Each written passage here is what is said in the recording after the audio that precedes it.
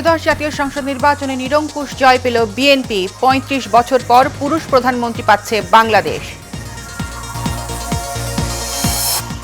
নির্বাচনে কারচুপির অভিযোগ জামায়াতের, আন্দোলনের হুঁশিয়ারি। ভোট পুনর্গণনার দাবি এনসিপির। এবং ভোট উৎসবে অংশ নেয় দেশবাসীকে ধন্যবাদ জানালেন প্রধান উপদেষ্টা।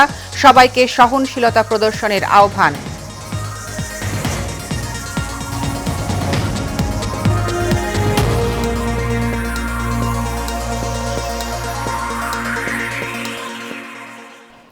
স্বাগত এশিয়ান নিউজে, আপনাদের সাথে আছি আমি তাসনিমা রুকাইয়া। এতক্ষণ শুনছিলেন বিআরবি কেবল ইন্ডাস্ট্রিজ লিমিটেড সংবাদ শিরোনাম। এবারে বিস্তারিত। ত্রয়োদশ জাতীয় সংসদ নির্বাচনে ভূমিধস জয় পেয়েছে বিএনপি। ভোর পর্যন্ত প্রকাশিত কেন্দ্র ভিত্তিক বেসরকারি ফলাফলে দলটি ২০০ আসনের মাইল ফলক অতিক্রম করেছে। শেষ তথ্য পাওয়া পর্যন্ত বিএনপি জয় পেয়েছে ২১২টি আসনে। অপরদিকে জামায়াত জোটের প্রাপ্ত আসনের সংখ্যা ৭০। এখন পর্যন্ত ভোট গণনা চলছে। ধারণা করা হচ্ছে দুপুরের মধ্যেই ২৯৯টি আসনের অফিসিয়াল ফলাফল ঘোষণা করা হবে।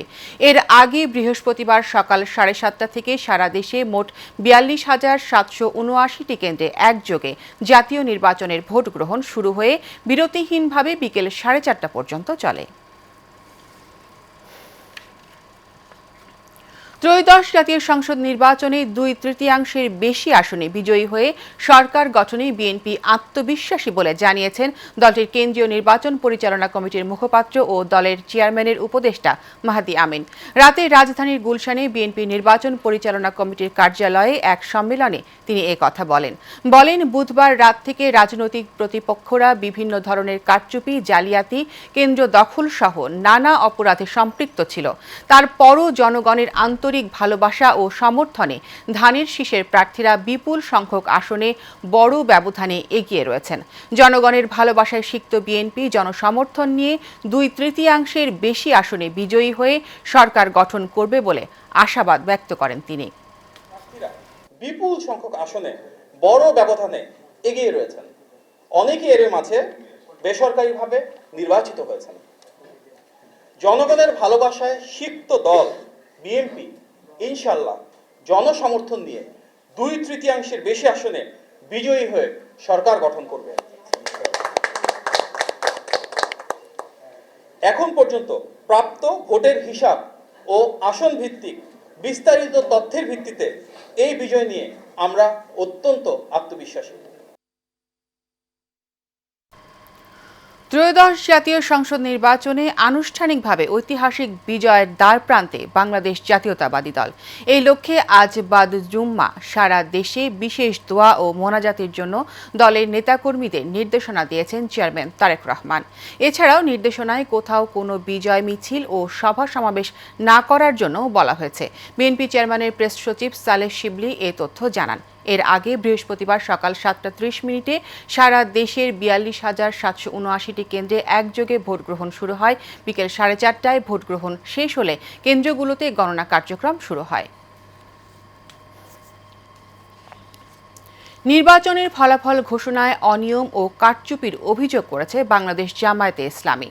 দলটির শীর্ষ নেতারা যেসব আসনে প্রতিদ্বন্দ্বিতা করেছেন সেসব আসনে অধিকাংশগুলোতে এই ধরনের অনিয়ম হয়েছে বলে দাবি করা হয়েছে। এমনকি প্রয়োজনে কঠোর আন্দোলনের হুঁশিয়ারও দেওয়া হয়েছে। শুক্রবার ভোর ৪টার দিকে নির্বাচনের কমিশনের সামনে সাংবাদিকদের কথা বলেন দলটির সহকারী সেক্রেটারি জেনারেল অ্যাডভোকেট এহসানুল মাহবুব জুবায়ের। এর আগে নির্বাচনে অনিয়মের অভিযোগ দিতে নির্বাচন কমিশনে যান দলটির ইসলামীর ১২ সদস্যের প্রতিনিধি দল। এহসানুল জুবায়ের বলেন, নির্বাচনের ফলাফল ঘোষণায় কমিশন অস্বাভাবিকভাবে কিছু কিছু ক্ষেত্রে বিলম্ব করেছে। আমাদের শীর্ষ নেতাদের আসনগুলোর এজেন্ডাদের কাছ থেকে পাওয়া সিট অনুযায়ী রাত ৮টা থেকে ৯টার মধ্যে ফলাফল ঘোষণার কথা, কিন্তু সেটা এখনও হয়নি। তিনি বলেন, কিছু কিছু আসনে রিটার্নিং অফিসাররা স্বাক্ষর করার পরও কিছু সময় তা পরিবর্তন করেছেন। ঢাকা ১৭ আসনে এই ধরনের ঘটনা ঘটেছে। কমপক্ষে ৮টি সিটে তারা এই ধরনের পরিবর্তন করেছেন। ওভার রাইটিং করা হয়েছে, কারণ জানতে চাইলে বলেছেন ভুল হয়েছে, তাই সংশোধন করতে হবে।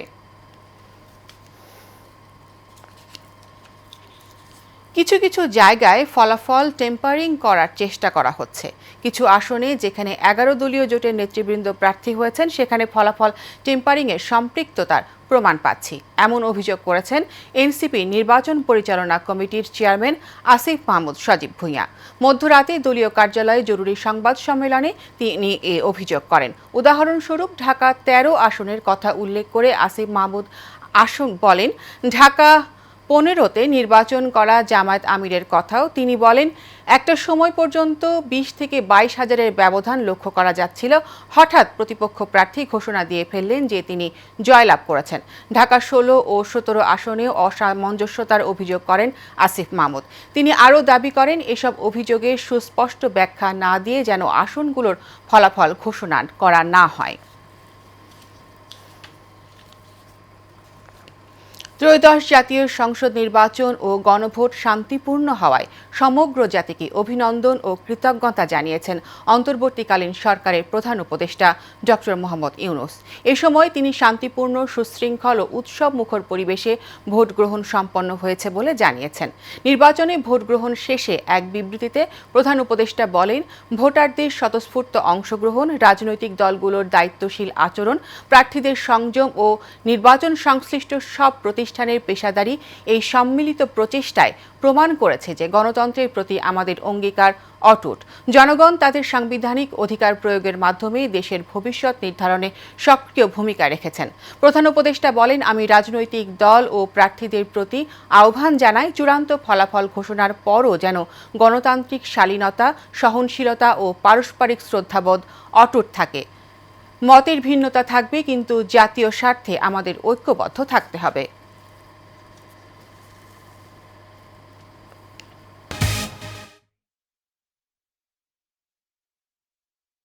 ভারতের 7 রাজ্যের সীমান্তে কড়া নজরদারি করছে ভারত সরকার।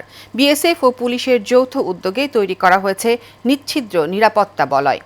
নির্বাচনকে ঘিরে বাংলাদেশের চলমান রাজনৈতিক উত্তাপ যেন কোনোভাবে ভারতের অভ্যন্তরে ছড়িয়ে না পড়ে, সেই লক্ষ্যেই বিএসএফ ও পুলিশ প্রশাসন তৎপরতা চালাচ্ছে।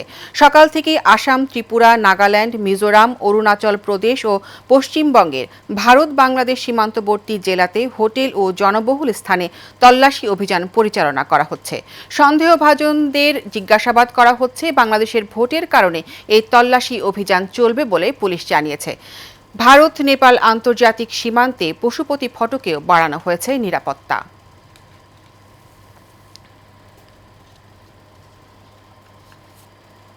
শেষ করব এশিয়ান নিউজ, তার আগে বিআরবি কেবল ইন্ডাস্ট্রিজ লিমিটেড সংবাদ শিরোনামগুলো জানিয়ে দেব আরও একবার।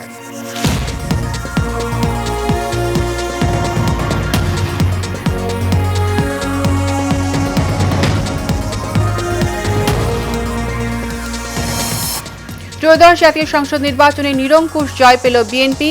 ৩৫ বছর পর পুরুষ প্রধানমন্ত্রী পাচ্ছে বাংলাদেশ। নির্বাচনে কারচুপির অভিযোগ জামায়াতের, আন্দোলনের হুঁশিয়ারি, ভোট পুনর্গণনার দাবি এনসিপির। এবং ভোট উৎসবে অংশ নেয় দেশবাসীকে ধন্যবাদ জানালেন প্রধান উপদেষ্টা, সবাইকে সহনশীলতা প্রদর্শনের আহ্বান।